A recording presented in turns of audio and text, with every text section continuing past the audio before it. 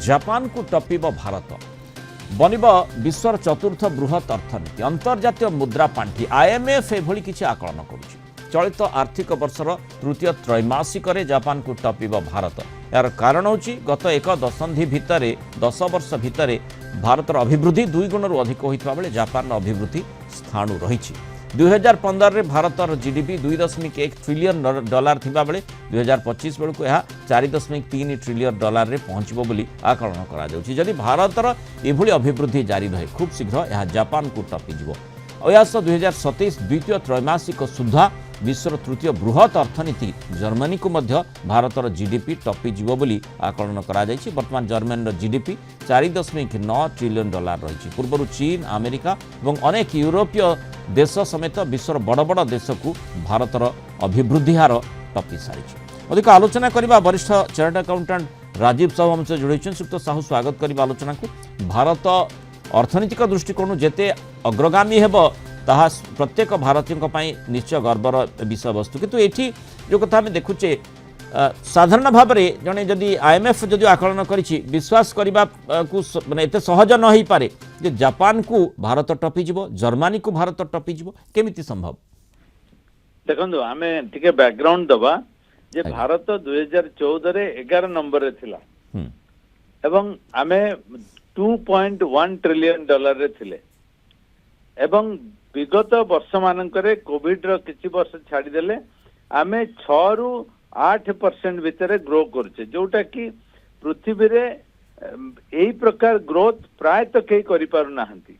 आपण जदि गोटे देश जोटा कि करूथिला सेटा थिला चाइना, किंतु वर्तमान चाइना मध्ये स्लो डाउन हो साराणी एवं भारत वर्तमान सबु बड़ देश भितर फास्टेस्ट ग्रोइंग इकोनॉमी एवं तार फलस्वरूप आमे देखलु वर्तमान आमे 4.3 ट्रिलियन डॉलर जो कि आम उपरे 4टी देश यथाक्रमे America number 1, China number 2, Germany number 3 एवं जापान नंबर 4। जापान एवं आमर व्यवधान मात्र 0.1 जोटा कि आमे खूब शीघ्र क्रॉस करि जाउचे एवं पृथ्वी रे चतुर्थ सर्वबृहत इकोनॉमी हेबा एवं 2027 सुधा आमे जेतेबेले 5 ट्रिलियन को पहुंचबा आमे सेतेबेले जर्मनी को क्रॉस करिबा। मु एठी कहि रखे जे 2014 रु आजिका भितरे आम अर्थनीति 105% ग्रो करिछि जेतेबेले अन्य माने 40 रु 60% ग्रो करिसंती। तेणु आमे आमर rate of growth is definitely significantly higher.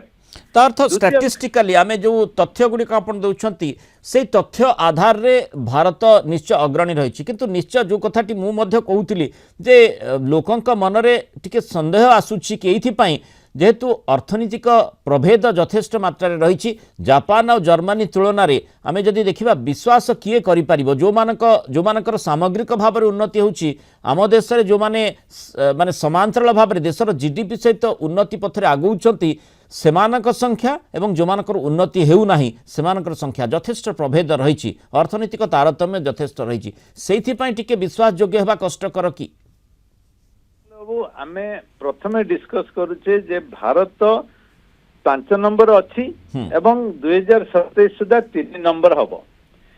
एटा होची गोटे बड़ एस्पेक्ट। आमे 2014 रे 11 नंबर थिले आमे वर्तमान 5 नंबर खूब जल्दी 4 नंबर होचे एवं 3 नंबर आमे हबा।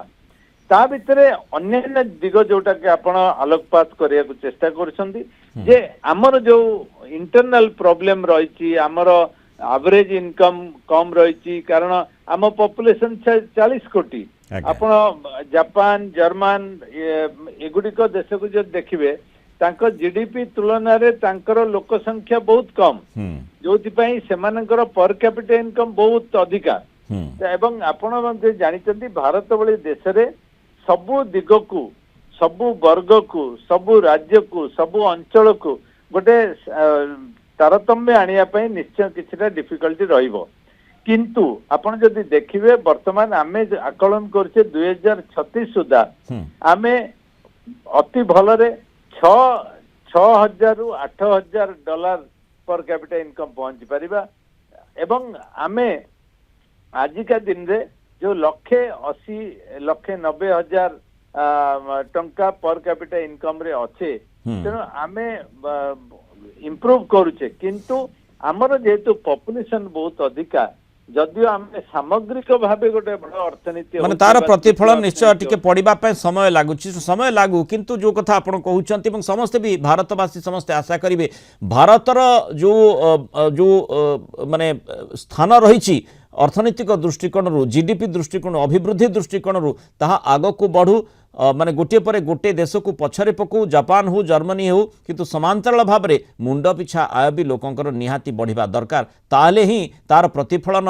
पड़ुछि बोली आमे कहि परिबा। बहुत धन्यवाद श्रीयुक्त राजीव साहू आलोचना रहितबारु मतामत रखिबारु।